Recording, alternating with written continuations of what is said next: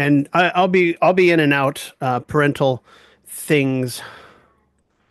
Um, so just so you know. I did find it funny. I'm coming back to this stuff. I'm like, oh, I wish I thought about it that way when I was learning it. Well, I mean it's um it's one of those things, like I realize how much I just sort of skated through lessons as opposed to getting it, you know? Yeah. Um, I don't know if that makes any sense, but like, Well, it's just learning the basics just to make it pass and then, oh, not long-term memory now. well, there's a section in the Hoolgate text. Uh, come and hang on just a second. Come and uh, talk matter and motion uh, through Hegel with us tonight.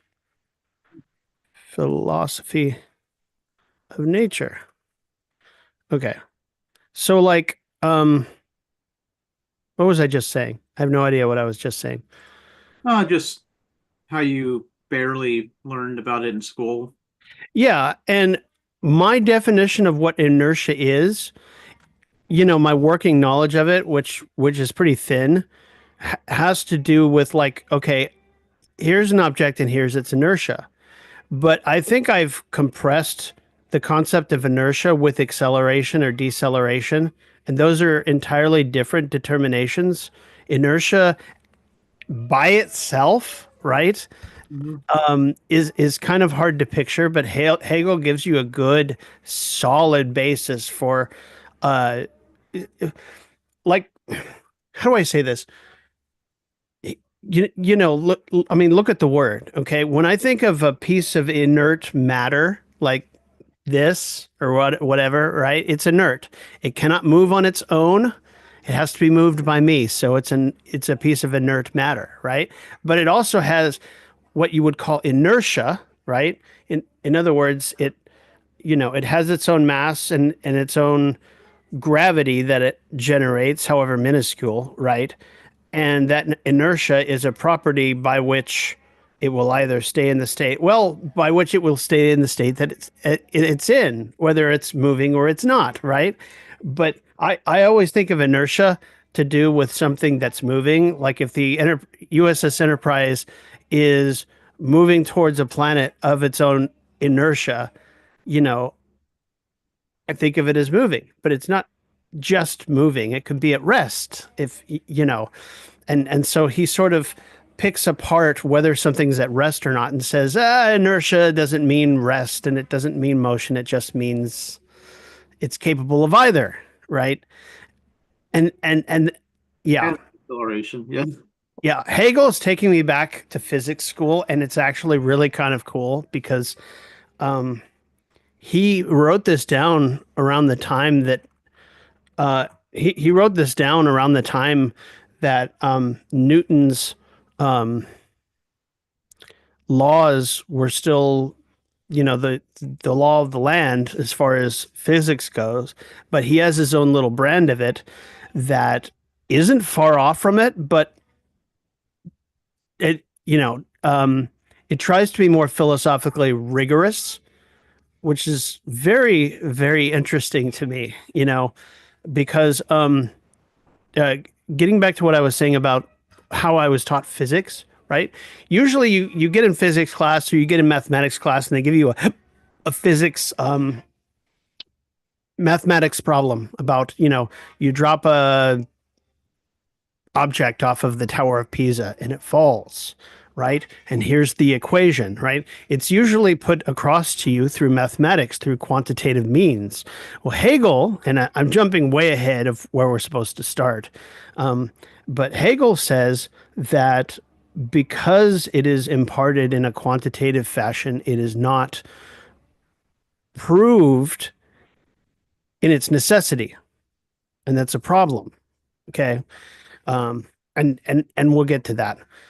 But for now, we were left at place and motion, where we had just talked about space and we talked about time, and Um, what was the last one? The last one said that the dimensions of time, present, future, and past, are the becoming of externality as such, and the resolution of it into the differences of being as passing over into nothing, and of nothing as over into being. The immediate vanishing of these differences into singularity is the present as now, right?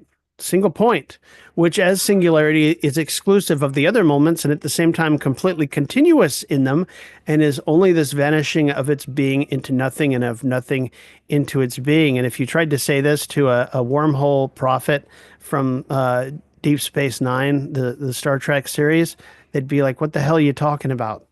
The whole continuous line is all there is. There's no distinction uh, between those three."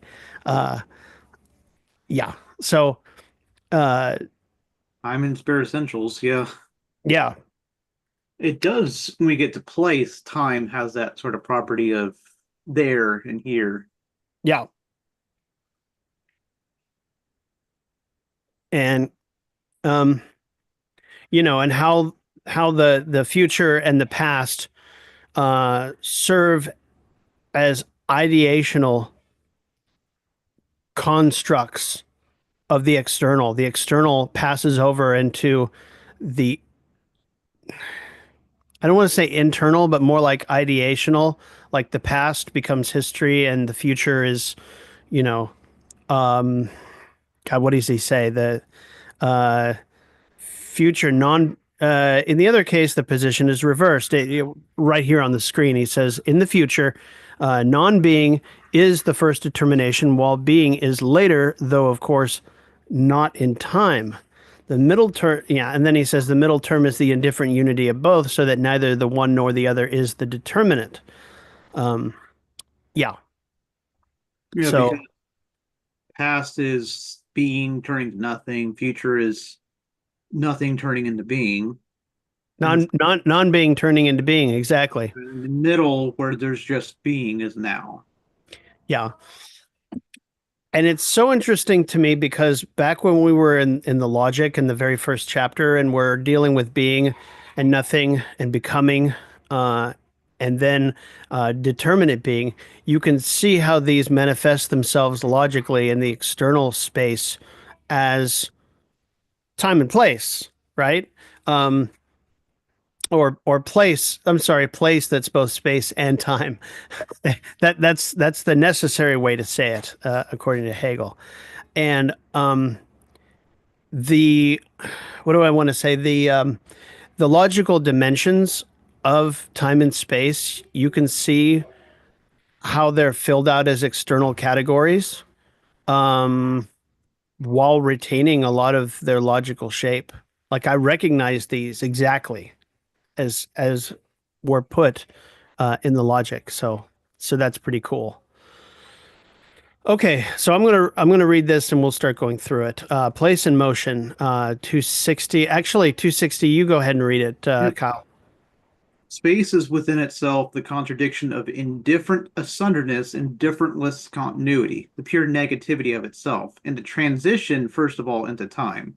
Similarly, the time is immediate collapse into indifference, into undifferentiated asunderness or space, because its opposed moments, which are held together in unity, immediately sublate themselves.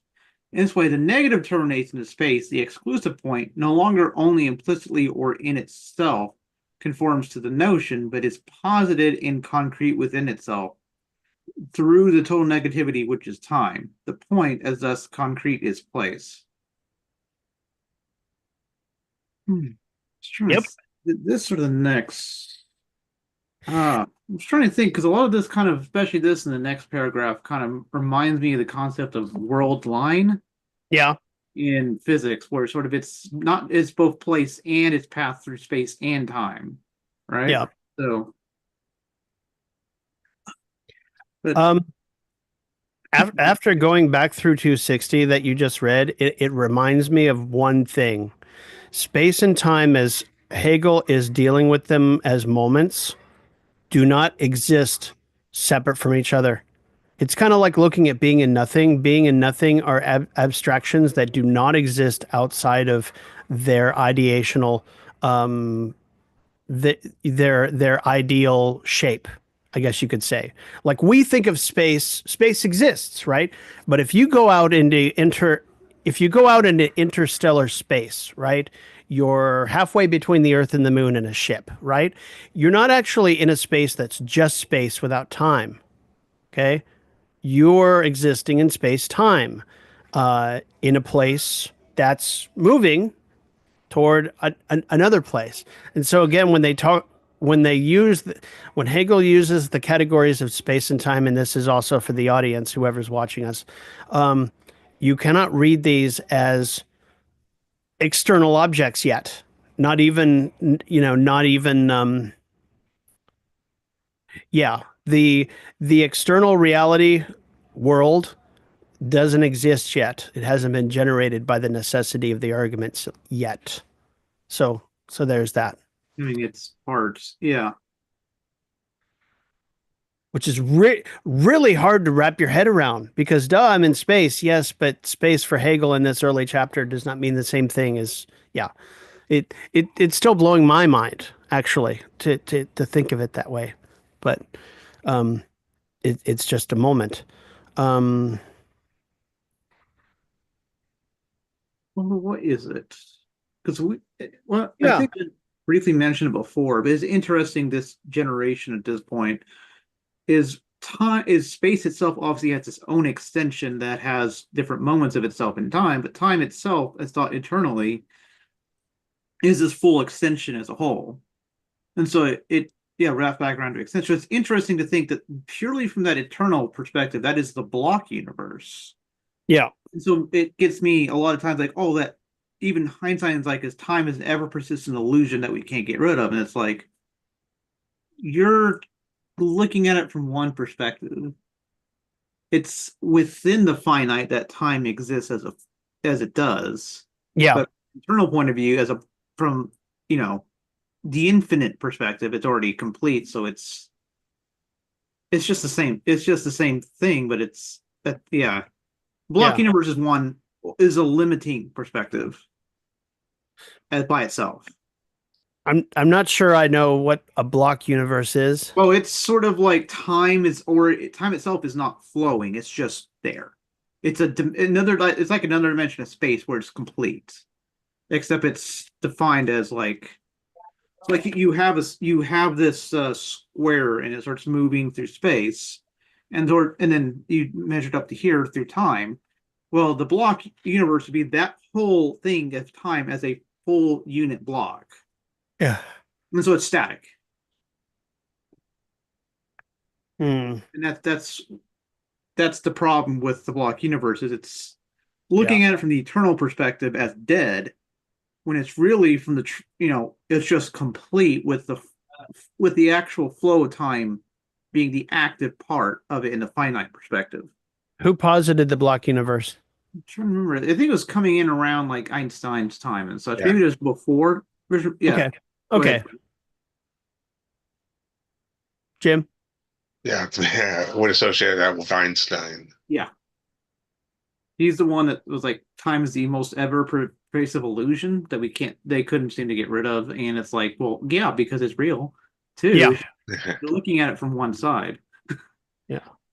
And at the end of the Zusatz, he says, the unity of here and now is place. And this quote more than any, like, so we've already had reference, though he doesn't make the reference um uh com completely. He doesn't make the reference like, you know, see the logic, but he's talking about, you know, sorry, my brain's not all here lately. I blame COVID. Um, so, you know, you have being, nothing, and becoming, right? And it's vanishing into nothing and of nothing coming into being, right? So that's one reference. In this last part of Zusatz in 260, he says this unity of here and now is place. I think immediately of the phenomenology where the opening chapter talks about this here now, right?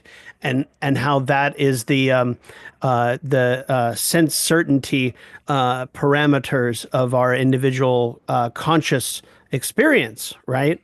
And so now we've referenced this and defined it in terms of these more specific categories of space and time, more specifically the here and now as place.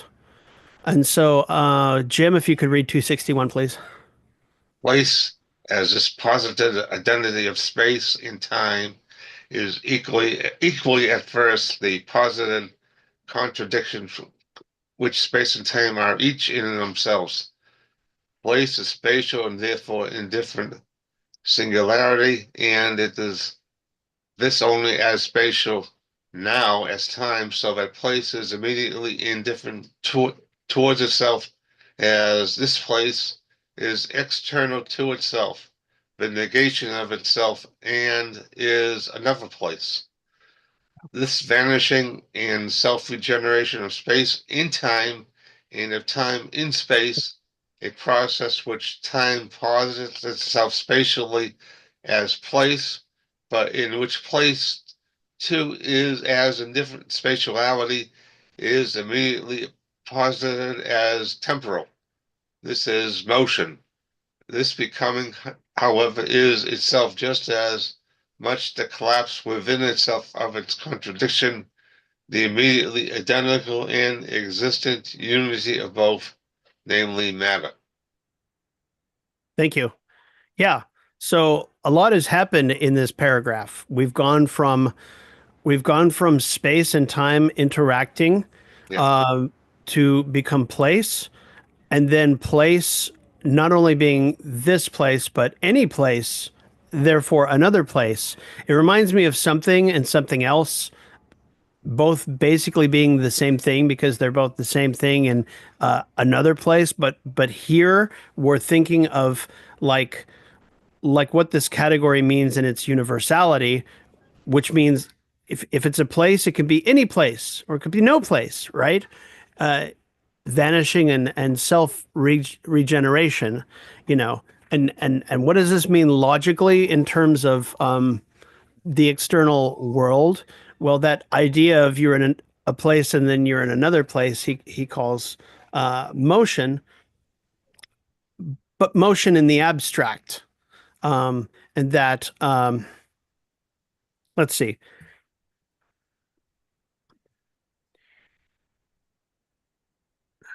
He also called place a spatial now. All right, hang on a second. So this vanishing and self-regeneration of space and time and of time and space, a process in which time posits itself spatially as place, but in which place too as indifferent spatiality I'm trying to understand this, is immediately posited as temporal. This is motion. Okay. So this becoming, however, is itself just as much the collapse within itself of its contradiction, the immediately identical and existent unity of both, namely matter. So, um, so I think the example, like it's an it. addition So, that he went to. Oh, go ahead. so is matter the unity of both space and time in motion? Yeah, well, because remember, there's a part where place itself, in the most general, is kind of a spot that just kind of moves, right? Yeah, Especially yeah, yeah. time and such. So as he goes through where space turns into time, well, I remember that place, that kind of spatial spot moves, so it's got that temporal nature where it's kind of destroying and recreating itself, right? At the same time, within time, it now has an actual like spatial direction. Mm, And so that's the only thing it's a place that creates a new kind of motion of like the now is ever presently moving. Well, now yeah. it's moving through space, so this place is moving, but it's something that's eternal throughout all of that. And because that thing that is not changing in this motion, that's matter. That's the only thing that stays, right? It's like substance, but derived out of space and time. Okay. I'm gonna go ahead and read out the remark Mhm. because I think it's helpful for the audience and for us. So here it is: the transition from ideality to reality, from abstraction to concrete existence, in this case, from space and time to reality, which appears as matter, is incomprehensible to the understanding. Basically, human common sense. Consequently, the transition always presents itself to the understanding as an external affair, as something already given. And this is, I think, how Newton handles it as an external affair. Well, Um, yes. Even the Oh, go ahead. the Einstein said he was actually kind of in his philosophical reach and stuff. He said he was starting to find himself going more toward a Leibnizian concept of space and time, which makes sense because Einstein Einstein just could not see the absoluteness of space and time as being wholly valid on its own. He almost Right. came with a synthesis of both, somewhere in between. Mm. Yeah. The usual conception of space and time takes them to be empty and indifferent to what fills them, and yet they are to be considered as always filled. That is, empty space and time are filled with matter from outside. In this way, material things are, on the one hand, regarded as indifferent to space and time, and yet at the same time as essentially spatial and temporal. It is said of matter, A, that it is composite. This refers to its abstract asunderness to space. Insofar as abstraction is made from time and all forms generally, it is asserted that matter is eternal and immutable. Block universe. Yeah. Interesting. What? Yeah. Like all the way back in Hegel, he's already like covering this, at least in description. This, in fact, follows immediately. But such a matter is also only an untrue abstraction. There it is. It is said, B, that it is impenetrable and offers resistance, is tangible, visible, and so on. These predicates signify nothing else that matter exists, partly for specific forms of perception in general, for an other, and partly that it exists just as much for itself. Both these determinations belong to matter precisely because it is the identity of space and time, of immediate asunderness, and of negativity or self subsistent singularity. The transition of ideality into reality is explicitly demonstrated in the familiar mechanical phenomena, namely that ideality can take the place of reality and vice versa, and only the notionless thinking of the imagination and the understanding are to blame if the identity of both is not inferred from their interchangeability. Huh. In connection with the lever, for instance, distance can take the place of mass and vice versa, and a quantum of ideal moment produces the same effect as the corresponding real amount.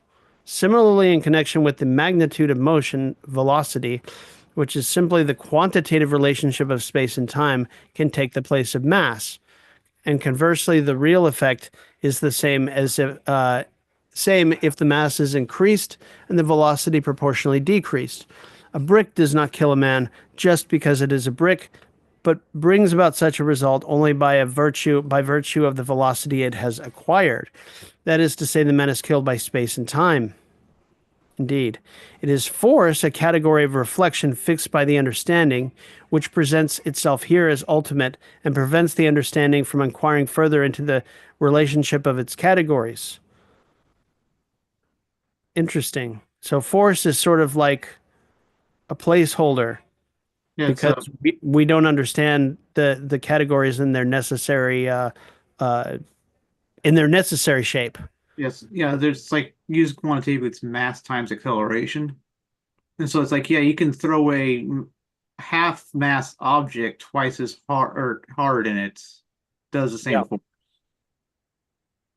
It wouldn't be twice as hard because it's squared, but whatever. You got There the was a idea. whole debate among physicists about force, the concept of force in the late 19th century, and people like Ernst Mach and Hertz and some other people said that it's not really a basic concept in physics. So as you said, it's a placeholder. Yeah. And that's basically the view I think Einstein took too. And then he goes on, but this at least is adumbrated that the effective force is something real, appealing to sense. Also, that force and its expression have the same content, and that the real expression of this force is achieved through the relation of its ideal moments, space and time. So remember back in the logic when we were talking about force and its expression, and those being ideal categories, right? As in, right?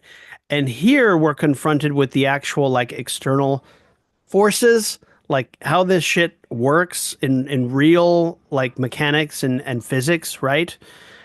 And what Hegel is saying is that when you get right down to it, it's the relation of matter to other matter, which are both expressions of space-time, which are the actual necessary relations, as opposed to this sort of, as opposed to just saying force causes it, which doesn't really say much in and of itself. Newton had an idea that force of gravity was external to matter. That just sort of, he couldn't find the connection between the two. And Hegel's, well, we haven't gone that far yet, too. So Yeah, we haven't gone that far yet, but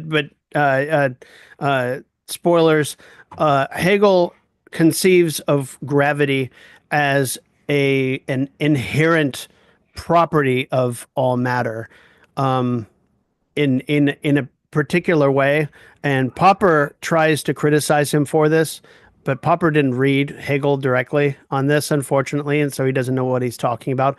I will be right back. I gotta do a parenting thing. Be right back. Keep talking.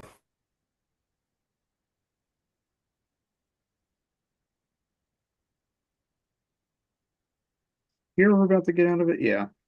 I don't know about you, Jim, but I was thinking through this because we know in physics, especially through like what is it, space-time duration. I had to turn off my headspin a bit. Space-time interval. That kind of relationship show that what it's kind of there's a constant relationship between movement through space and movement through time, which itself is defined as a static motion that is ever persistent. So it does kind of seem interesting from this, we derive that motion actually defines space and time because it's motion that I guess is beginning of almost like the beginning of time at this beginning of time. Or am I just being too abstract?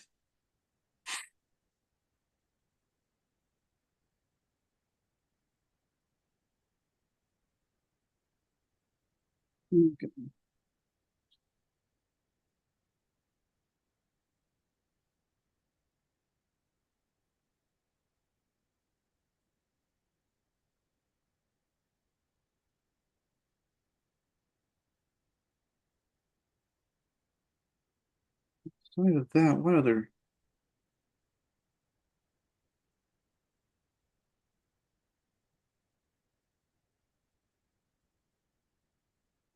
So what is it?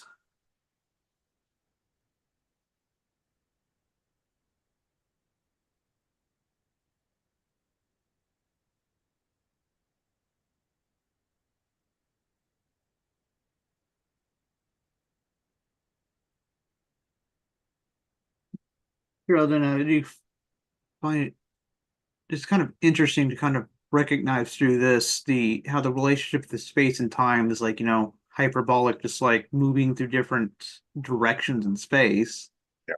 And so yet there's this relationship to a maximum constant through that, which I don't know. I feel like connecting it to the fact that motion itself is kind of defines space and time in the whole sense. It's almost kind of like that. I guess from the point I was also reading about like internal time, thinking that, well, the birth of time as we see is just a transitional period that came from where something happened that then time came into existence. So if that's just a transitional state, it almost feels like that was sort of a kick of motion that was just sort of made, and that motion is time. It creates time itself, which itself is kind of a weird, backwards way of thinking about it, but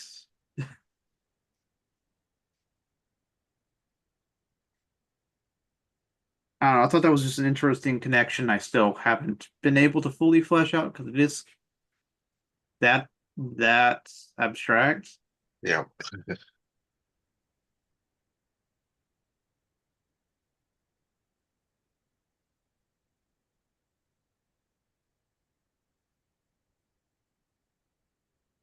Well, special relativity was Minkowski who showed that you could rewrite the theory in terms of four vector notation. Right. So it's really the four vector notation. Time is just the fourth dimension. That just is an exact inverse relationship to every other spatial Yeah. dimension. And also in the four vector notation, time is it's represented basically as an imaginary number, not a real. The three spatial dimensions are real numbers, and the time is an imaginary number. So It makes sense because imaginary numbers are just like the relationship between positive and negative. So it's yeah, like a 90-degree. yeah.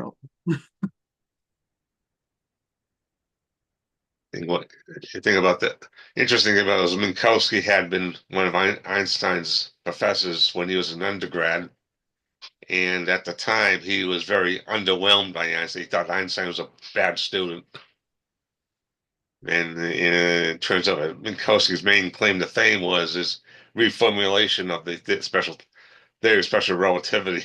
I guess by then he thought more highly of Einstein than he had earlier.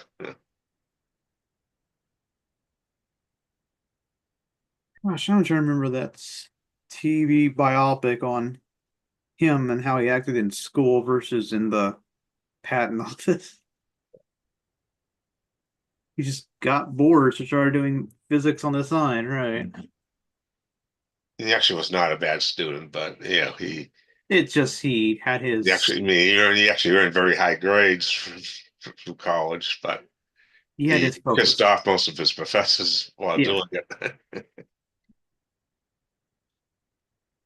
Not, yeah, because they kept asking questions. Yeah.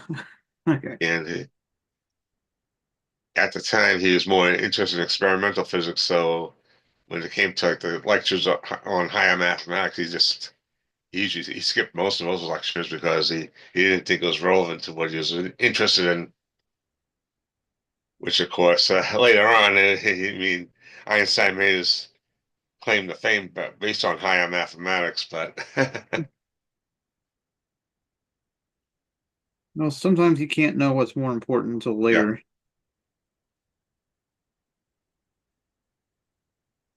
I really screwed this up already. I did.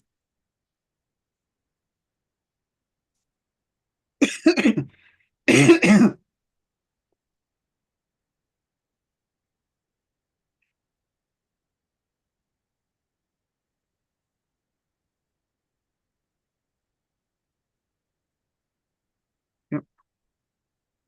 thinking of it. In terms of the philosophy of this stuff, I mean, some of it was addressed, I think, in the Sears and Zemensky textbook in physics, which was like the made, I think, was the most popular physics textbook back in the 70s. It's not the one. It was not the textbook that I used because my professor used a different textbook. But I remember the Sears and Zemensky textbook actually did address some of these issues. I think basically from a Marcus standpoint.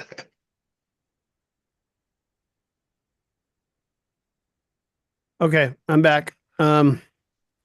So I'm just going to read this last part of the remark. It says, it is also in keeping with this notionalist reflection that the so-called forces are regarded as implanted in matter, that is to say, as originally external to it, with the result that this very identity of space and time, which is vaguely present in the reflective category of force, and which in truth constitutes the essence of matter, is posited as something alien to it and contingent, something introduced into it from outside. So that rounds out Hegel's rejection of force as a coherent category. It reflects things that are coherent, but locates them differently than what necessity should, according to Hegel.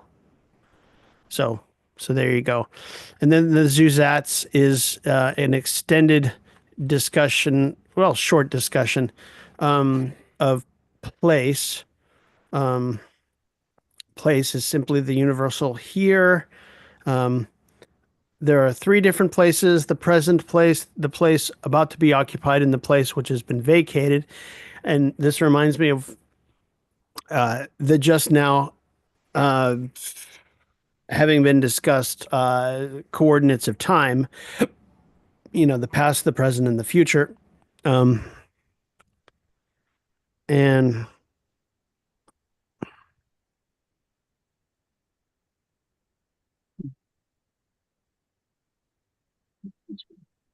Um,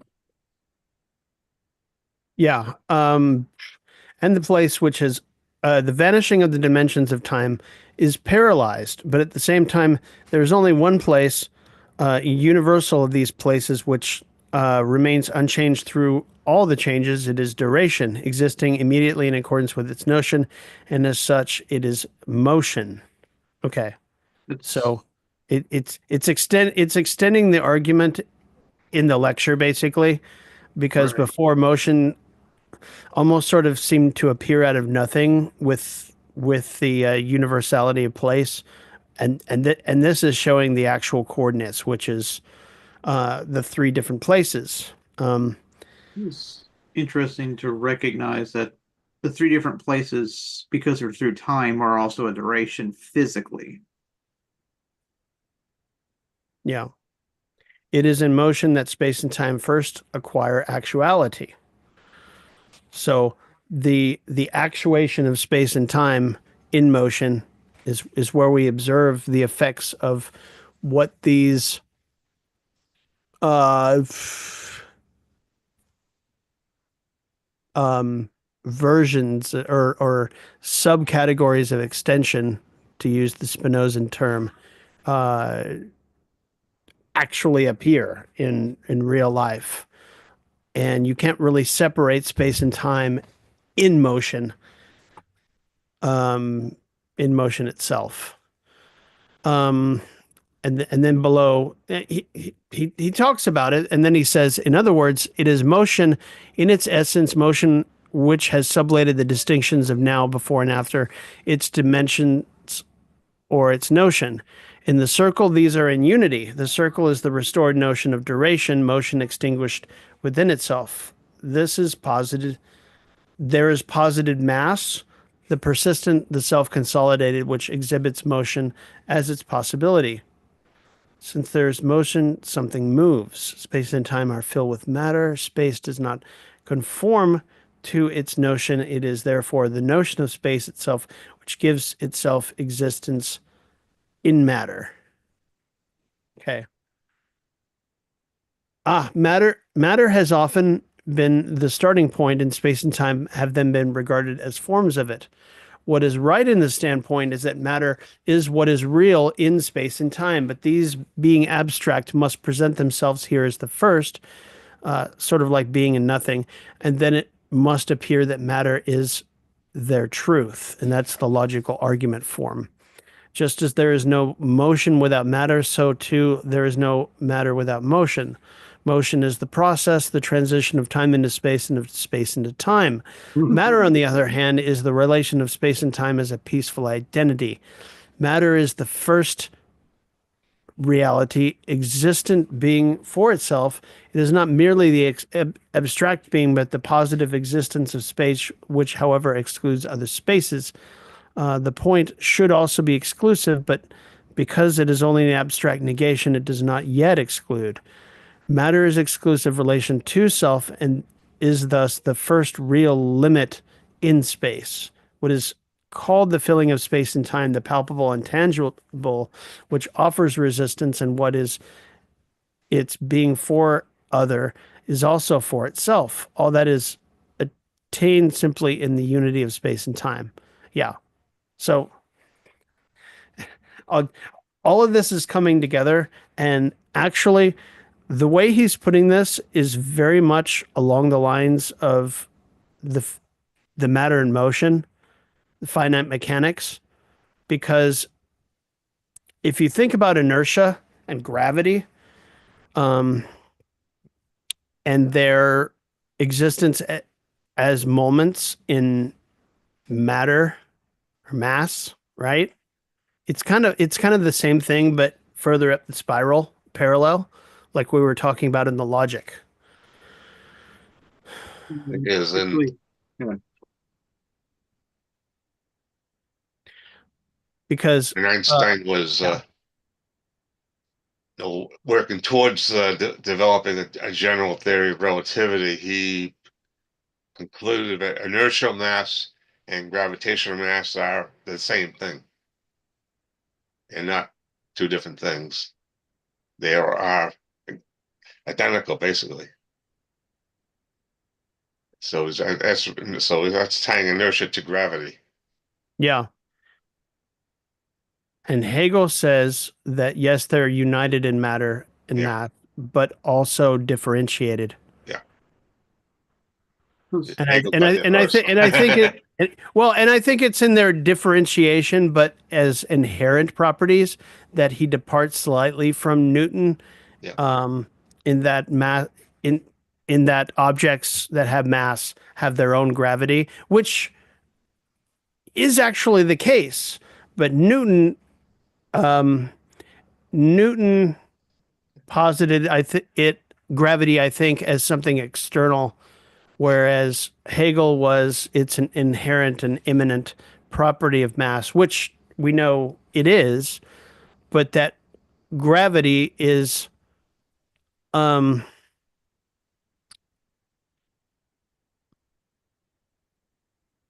yeah, it's hard to deal with gravity in small objects. If you shoot a bullet, and projectile, and that's I think that's Newton's one of Newton's demonstrations.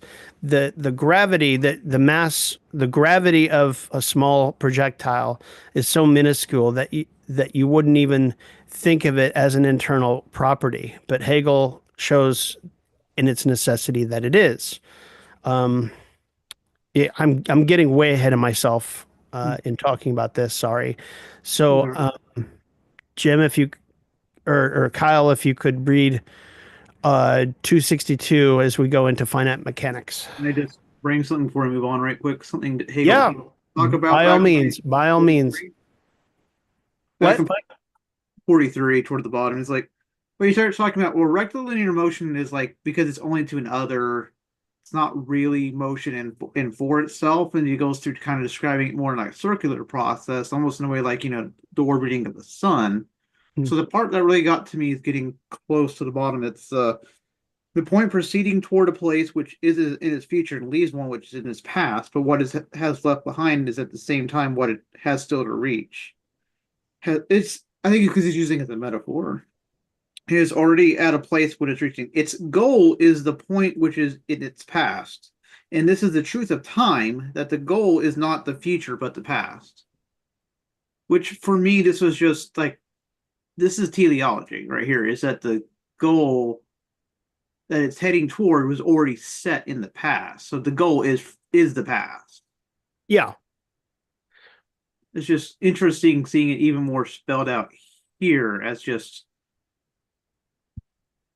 yeah, and a uh, teleology um, tied a purpose tied more to the being and essence of an object than to an external purpose, right. right? Is really what he's getting at.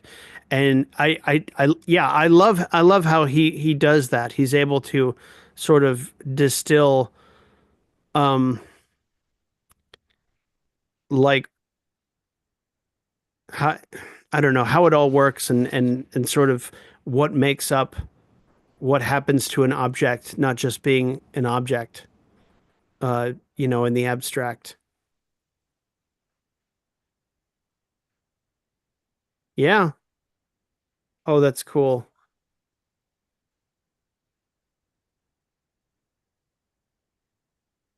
That's all I got. So I'm gonna Yeah, go yeah. back. Yeah, you're fine. Sorry. Perfect. Wrong page. Right. 262. Should I do it or? Oh, he has had me do it. Through the moment of its negativity of its abstract separation into parts, matter holds itself asunder in opposition to its self identity. This is the repulsion of matter. But since these different parts are one and the same, matter is no less essentially the negative unity of this sundered being for self, and is therefore continuous. This is its attraction. Matter is inseparably both and is the negative unity of these two moments, singularity. But this singularity, as still distinguished from the immediate asunderness of matter and consequently not yet posited as Hi. material, huh? Oh, sorry, go ahead. Oh, no worries, is an ideal singularity a center gravity. Nope, I got it. What's going on?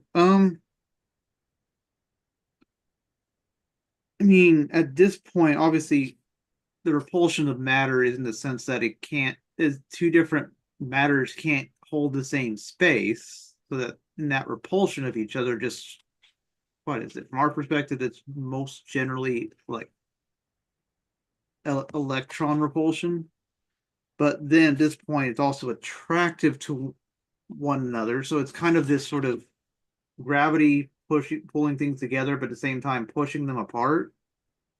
Oh, sorry, that matter both has this repelling of itself, but still attracting itself. So you have this sort of moment where of pressure that leads to them never actually merging together. But this theoretical kind of center, the place they ought to go to is this center of mass.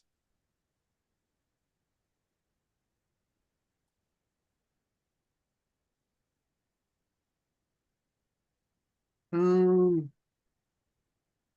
is essential distinction. Oh yeah, gravity is not mere attraction. Well, the way I just said.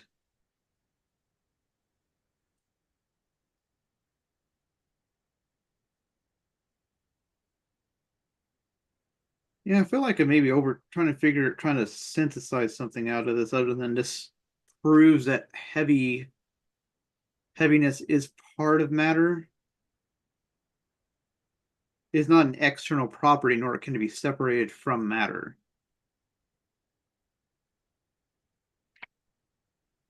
Cannot have matter without mass. Right.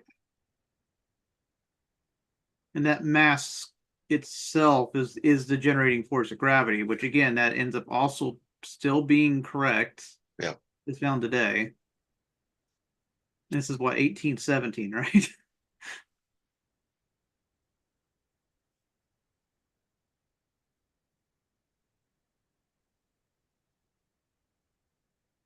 I was just reminded of something I read in Sidney Hook's memoirs, Out of Step. At one point, Hook was connected to the Marx Engels Institute of Moscow, and they were working on publishing, published writings on philosophy of nature, and Hook took some of Engels' writings, and went to Albert Einstein to get Einstein's opinion of them. And Einstein says, "Well, the science of this is obsolete, but it still should be published. It still have historical value." So Hook went ahead and I guess convinced the Marx Engels Institute to publish these writings, which were published under the title Dialectics of Nature. Yeah.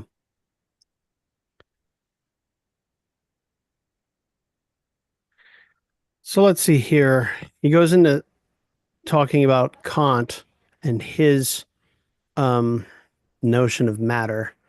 Um, I mean, of course, brings up him already going into that antinomy he already talked about in the science of logic. yeah.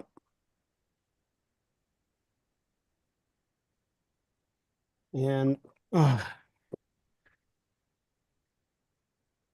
confess I'm going to have to reread some of this section because I haven't. I've at a certain point I just opened up Hoolgate and started reading the this.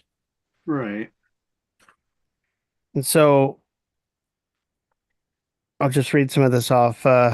Matter for Hegel is enduring, self identical space that excludes other such space. Consequently, he argues matter cannot be a simple unity, but must differentiate itself into various bodies, each of which repels all others from the space that it occupies. These bodies will not be qualitatively distinct from one another, since they are all bits of the same matter. Any difference there may be between them, beyond the fact that they must occupy different places, will thus be purely quantitative. This means that each body will occupy a certain quantity of space and so have a volume that may or may not differ from that of other bodies. It also means, however, that each body will itself be made up of a certain quantity of matter that may or may not differ from that of other bodies. The quantity of matter that each body comprises is its mass. And I'm going to read the next two paragraphs because I want to get to a point that we really need to talk about early on in this discussion of Hegel's philosophy of nature, because it's going to color all of the other discussions very. Yeah, I think you know what I mean, Kyle, and we'll get to it. The mass of a body is the number of homogeneous parts that it contains, however densely or thinly they are distributed through the space occupied by the body. To determine the difference in mass between two bodies, one does not, however, need to cut them open, identify parts that are of the same kind in both, and then count them. As Newton argues, mass can always be known from a body's weight. Yet the mass of a body is not the same as its weight. The weight of a body can vary from place to place. The body's mass, by contrast, is the unvarying quantity of matter in the body that is, as Newton puts it, proportional to the weight. Now, before I get to this next paragraph, I just want to say very briefly that how Hegel posits matter ideationally very much reminds me of how Marx deals with the commodity and its interaction in exchange in the first chapter of Capital. So, a literalist or an analytical Marxist and such, they take his descriptions. Some of them take his descriptions at face value and imagine an actual, a real instance of this commodity being exchanged in this particular way.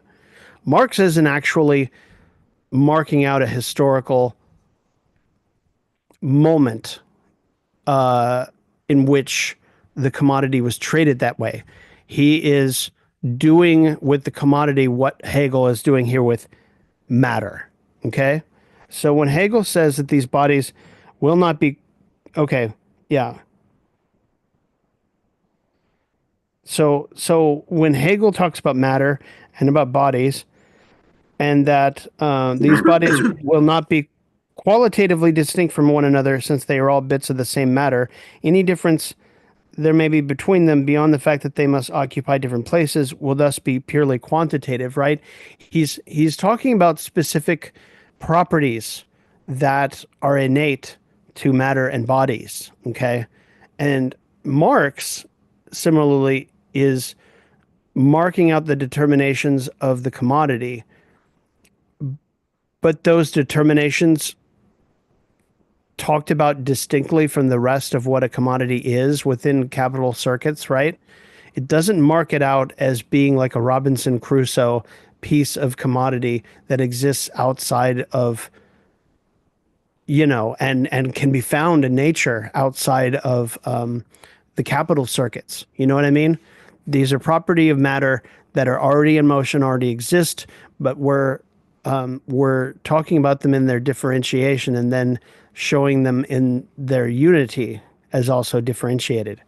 So yeah, it's very easy to sort of try to, and I did this. I remember I did this starting the logic, trying to extrapolate a real world version of what he's talking about when what he's doing is exactly the opposite. He's trying to establish all of the parameters of what mass and matter are without actually tying them to a real world counterpart. Because a real world counterpart would require more distinctions, which we haven't gotten to yet, if that makes any sense. So yeah, here it is. And this is the big one. Philosophy for Hegel proves that material bodies must have mass, but it cannot determine by itself what the mass of any given body will be. From the perspective of philosophy, the mass of a body is thus contingent. Remember that word. Each body just happens to have the mass that it has, and so each body is a wholly contingent one. Hegel goes on to argue that finite material bodies, as opposed to the celestial bodies we will consider later, are marked by contingency in another respect too. For although all matter is necessarily in some kind of motion, it is contingent how any finite mass moves in relation to other specified masses, and indeed whether it is in motion or at rest in relation to them. So here we have, at least in Houlgate's text, a first indication of how Hegel is going to deal with the idea of contingency versus necessity in external matter in nature. Okay?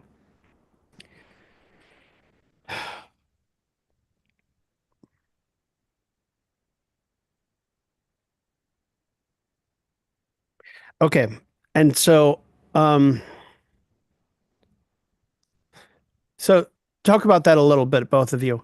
Um, so when you think of something contingent, you think of something contingent as being something unknown, but it affects what's going on, and you can't wholly, uh, I I guess account for it in all of its, um, um, no, it's not even that.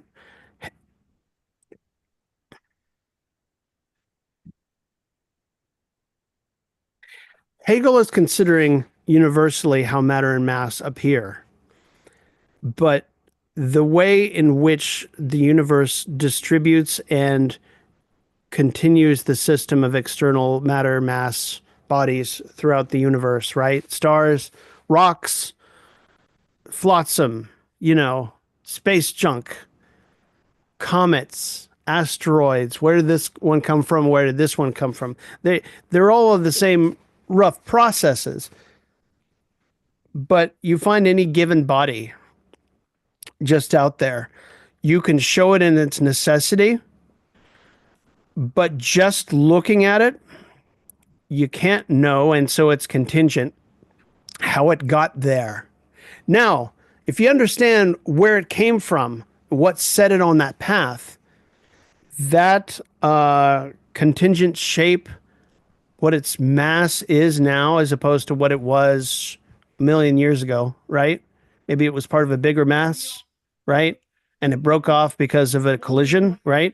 If you could know that, then those properties wouldn't be so much contingent as part of a larger system that caused that object to be that mass and there at that velocity, right?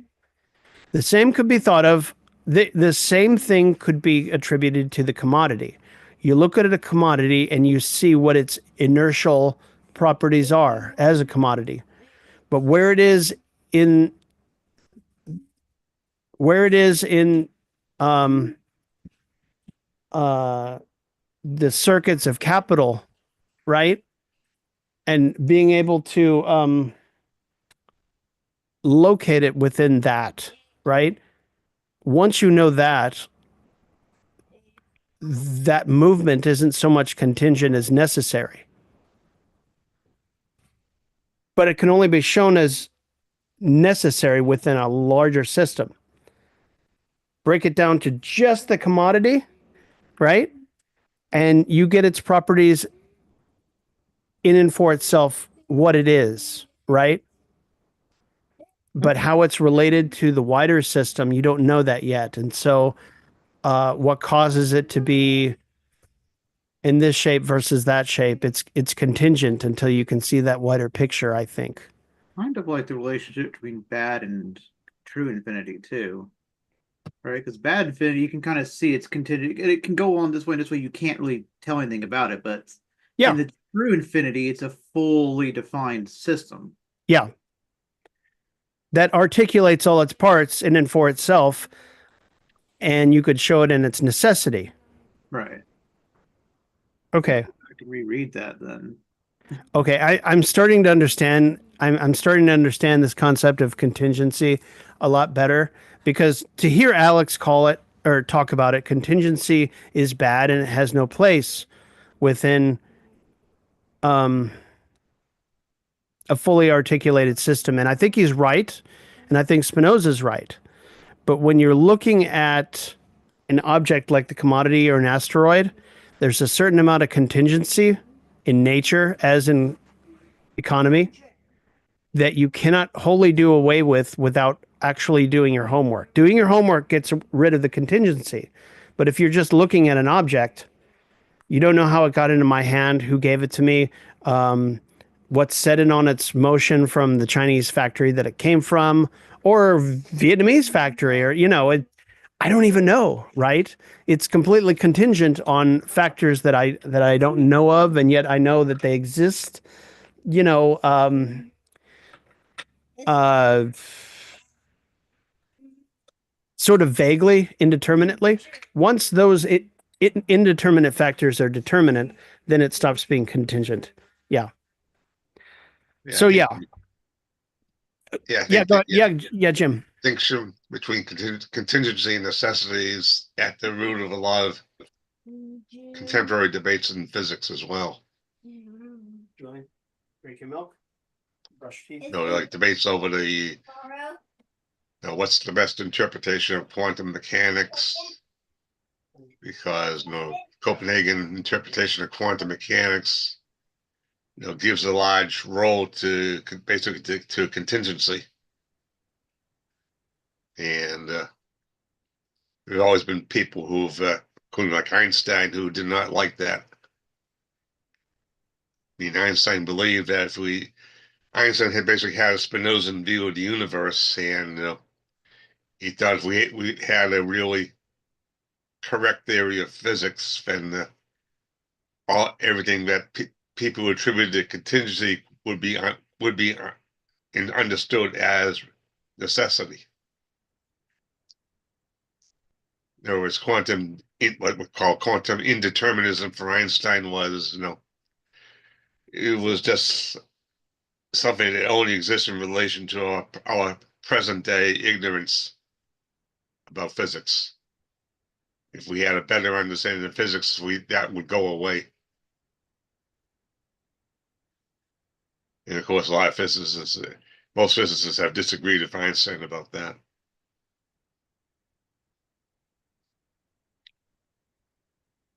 But the issue, crops up in areas of physics even outside of quantum mechanics. You see that in like discussions of chaos theory and complexity theory.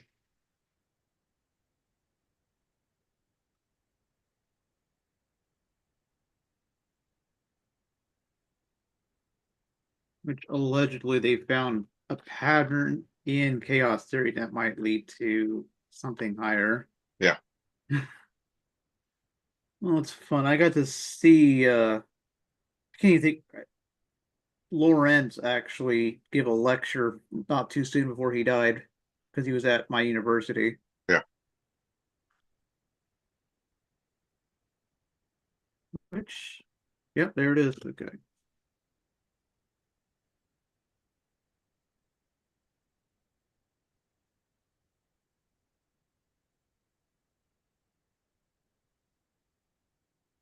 Ooh. Yeah, just found that. Finally found the copy of that Dialectics of the Big Bang to share.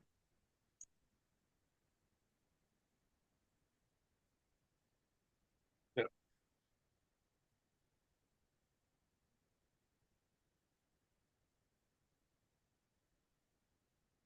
Oh, change on a cosmic scale, being and nothing during the Planck epoch. Oh, can't wait to start reading about applied philosophy, Hegel's philosophy of nature in a manner I was wanting to use it under. Repulsion and attraction during the quark epoch and hadron epoch. Okay, that's interesting. What's that? Oh, remember that book, Dialectic of the Big Bang and the Absolute Existence of the Multiverse? I linked before. It's like a Hegelian attempt at using Hegel to describe Big Bang, Hegel's theories. Yeah. I found a copy. I shared it. Oh, okay. And so some of these subtitles, like change in a cosmic spell, being in nothing during the Planck epoch, all the way to the one and the void, repulsion and attraction during the quark and hadron epochs, Hmm. like applied Hegel, basically, Yeah. which is highly relevant to what we're doing right now. So that's why I'm glad I found it.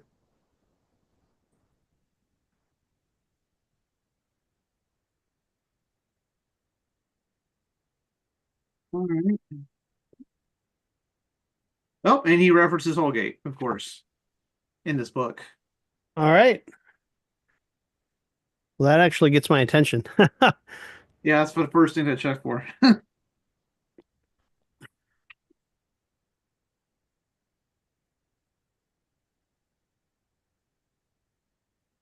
All right, I think we kind of hit. It is past 9 o'clock, so Yeah, yeah, it is. It is 9:06. the And reading has I, changed. Yeah, what's that? I think the reading should still be the same. The reading, planned reading, get the Yeah, reading into yeah. the Let's plan the reading to just be what it was before, which is matter in motion, finite mechanics. So, 262 through uh, whenever the